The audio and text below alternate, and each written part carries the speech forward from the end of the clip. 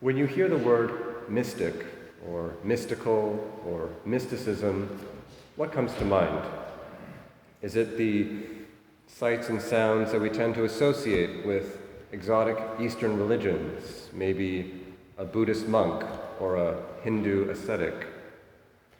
Or perhaps do you think of techniques that promise altered states of consciousness, anywhere from the seemingly harmless mindfulness meditation, which is more or less promoted everywhere, to the not-so-harmless hallucinogenic drugs, which pharmacologically produce, so they say, the same quote-unquote religious experiences that people in the past experienced, although they just weren't scientifically advanced enough to understand what was going on.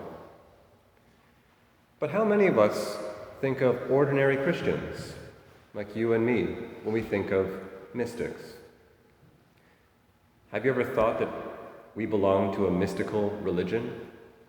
Do we not tend to think of our Christian faith as primarily a morality, a code of ethics, maybe cultural traditions and observances, social obligations, perhaps even a philosophy for those with a time and interest in that kind of thing?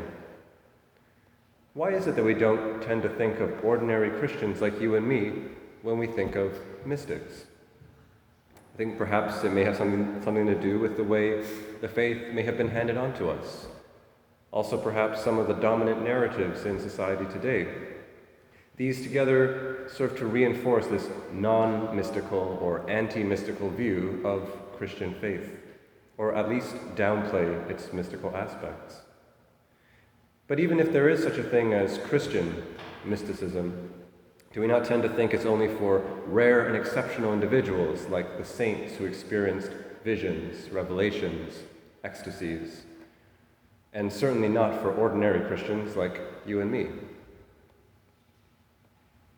But those very saints who experience these things tell us the exact opposite. Take St. Philip Neri, for example, of whose mystical experiences we have many third-person eyewitness accounts, who told us that he who desires visions and ecstasies does not know what he is desiring.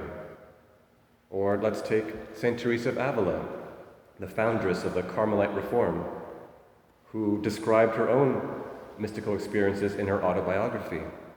Again, she tells us there are many holy people who have never known what it is to receive such favors, and there are people who have received such favors even though they are not holy.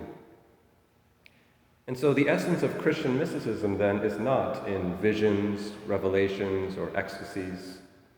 Then what then is the essence of Christian mysticism? What does it look like? How do we experience it?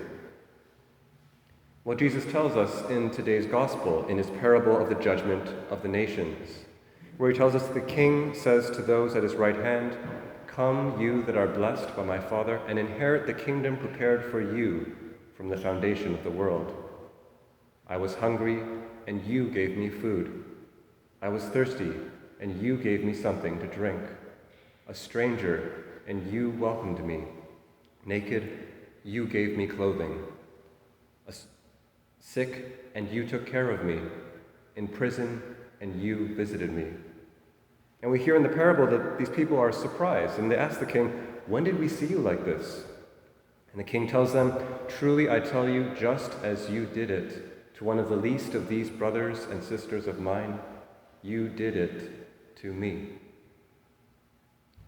Now I think we tend to jump to concluding that this is a moral lesson, especially if you look at what Jesus says happens to those who do not do these things.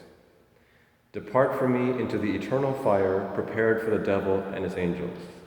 Yikes. Okay, God, well, as soon as this pandemic's over, I'm going right over to the soup kitchen. I'm going to sign up to volunteer at St. Mary's Hospital. I'm going to join the St. Vincent de Paul. I'll try to be nice to my siblings. But there's something profoundly unsatisfying and incomplete about just doing good out of fear. And rightly so, because Jesus' desire in today's gospel is not to scare us into doing good, but rather to make known to us what is the essence of Christian mysticism, the soul of the Christian religion, that spiritual connectedness which gives rise to a love greater than philanthropy. I mean, how many people do we know personally who have gone off in search of this very spirituality elsewhere? This spiritual connectedness that no one ever told them was part of their own religion. Many people wondered and asked Mother Teresa why she loved the poor the way she did, and how she could face the terrible suffering that she encountered day in and day out. And they say if you asked her, she would take your hand and look you in the eye and explain to you one finger at a time. You did it to me. You did it to me. She was, of course, referring to today's gospel. And if the definition of mysticism is an awareness of God's presence, then today's gospel is the cornerstone of Christian mysticism. God is telling us that He is present in the poor, in the hungry, the thirsty, the poorly clad, the stranger, the sick, and the imprisoned. And this is not just some abstract, the universe kind of presence. It's a very real, a very personal presence. Unlike the Eucharist, where bread and wine become the body and blood of Jesus, the other people in our lives remain real people. They are not Jesus. They have their faults, they have their limitations, they have those things they do that drive us crazy, but Jesus is also present there in our relationship with them.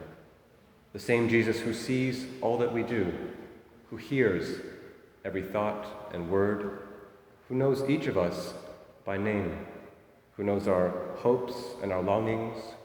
He knows our pain and our suffering.